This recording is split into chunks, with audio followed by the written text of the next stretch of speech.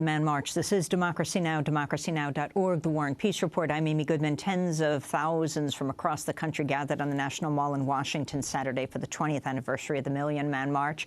The rally commemorated the 1995 event when Nation of Islam leader Louis Farrakhan called African-American men to the nation's capital for a day of atonement. This year's rally, themed Justice or Else, was also organized by Louis Farrakhan, who this time invited women, whites, other people of color. The march comes amidst renewed concerns about police brutality and excessive use of force in the wake of the police-involved deaths of Sandra Bland, Tamir Rice, Freddie Gray, Eric Garner, Michael Brown, and the list goes on, which certainly sparked the Black Lives Matter movement going back to Trayvon Martin. Louis Farrakhan praised Black Lives Matter in his speech on Saturday. These are not just young people who happen to wake up one morning. Ferguson ignited it all. So all the brothers and sisters from Ferguson, all the brothers and sisters that laid in the streets, all the brothers and sisters that challenged the tanks, we are honored that you have come to represent our struggle and our demand. Organizers of this year's Million Man March called for an end to police brutality and demanded justice for communities of color, women, and the poor. Since the first event, the unemployment rate for African-American males has increased from 8.1 to 8.9%, and studies from the Center for American Progress show 40% of the incarcerated population is now African-American. Speakers on Saturday included Gyasi Ross of the Blackfeet Nation. Peace. Peace. My name is Gyasi Ross from the Bukani people, the Blackfeet people. I'm proud to be here on behalf of Native American young people, young folks, standing in solidarity, demanding justice. Justice or else. Justice or else. A specific justice, an injustice we must correct is that Native folks we've been antagonized by the same monster that has antagonized so many people of color. It's called the Popple Bull. It's called the Doctrine of Discovery. That is a doctrine that has enslaved and has punished us for many, many years, for centuries.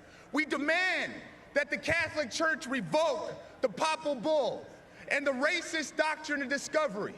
Moreover, we demand that the Catholic Church rescind the sainthood of Juniper Serra. Thank you. That was Gyasi Ross, author, speaker, lawyer, storyteller, member of the Blackfeet Nation, author of How to Say I Love You in Indian. He joins us here in our studio, along with Larry Hamm, chairman of the People's Organization for Progress, which is based in New Jersey. He was at the first Million Man March in 1995 and also attended this 20th anniversary march in Washington, D.C.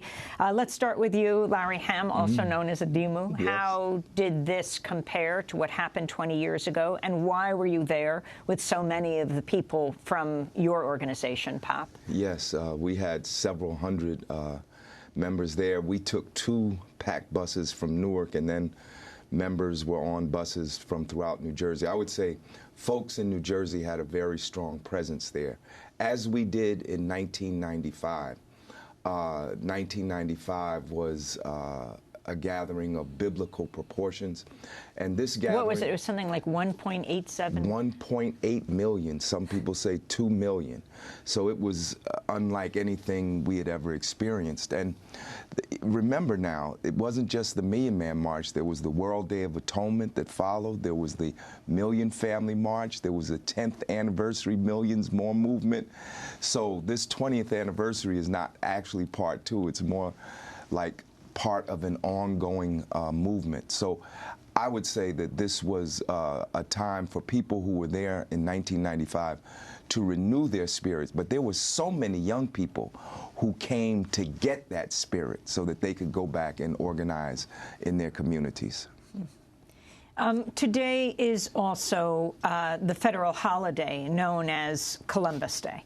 And it's a federal holiday that commemorates the arrival of Christopher Columbus to the so-called New World in 1492. But the holidays long evoke sadness and anger among Native Americans who object to honoring a man who opened the door of this country to European, or these lands to European colonization, the exploitation of Native peoples, and the slave trade.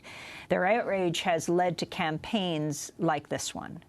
Columbus committed heinous crimes against the indigenous peoples of the Caribbean and millions of natives throughout the Americas. And Columbus set the stage for the slave trade in the New World. So please reconsider if this is a man you want to honor. Reconsider if you want to celebrate the crimes of Columbus. It's not your fault. It happened a long time ago.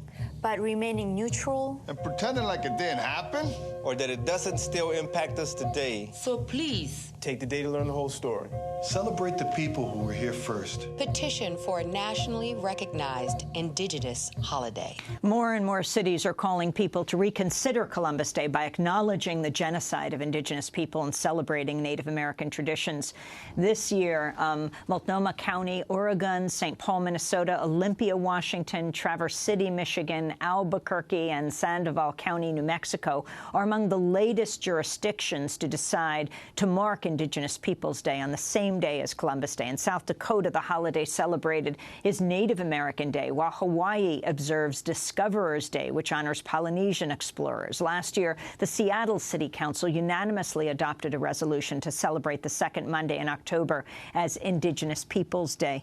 Gyasi Ross, your thoughts on whether we have made progress in this country. In California, the state has become the first. Governor Brown has just signed on to a bill that says public schools cannot use the term can't use the term Redskins in mascots or names of teams. Mm-hmm. And the question is, did we make progress? I think that, yeah, we're trying to change the narrative. And the narrative is one that's been colored. America loves myths. America loves myths. And the myth is that, there's Santa Claus and that Abraham Lincoln was the great liberator and that Christopher Columbus discovered this nation. The truth is that if America wants to choose to acknowledge these myths, that's fine. But acknowledge the people that were here first, who already had structures, who already had societies, and who taught humanity and actually saved the lives of those first Europeans who did land on this continent. And I think that's what the movement is.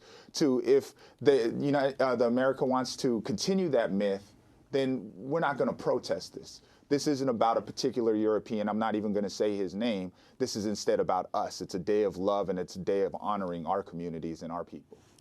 You spoke yesterday. How were you chosen on this weekend, Saturday? How were you chosen to be one of the speakers at the Million Man March? And what was your message? My message specifically was about Junipero Serra, the recently canonized saint of the Catholic Church, as well as the Doctrine of Discovery. And when Bishop Francis came here to the United States, yes. Right? It was the first canonization on U.S. soil. That's right, and he was a monster. He was somebody that absolutely, as a matter of historical fact, enslaved California natives and who did heinous things, as many other members of the Holy Roman Catholic Church. Francis, I mean, yeah. Yeah, they did absolutely terrible things to the native people here. And the Doctrine of Discovery, obviously, that's based upon, dehumanizing both natives and black folks for the purposes of exploitation, capitalism, slavery, et cetera, et cetera.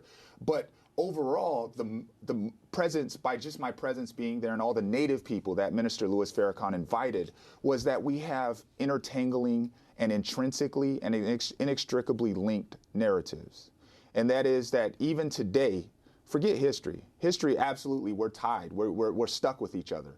But even today, native people, as a matter of empirical data, are killed by law enforcement at a higher percentage than any other ethnic group. And that runs collateral, obviously, with the carnage that the black community is dealing with every single day at the hands of law enforcement.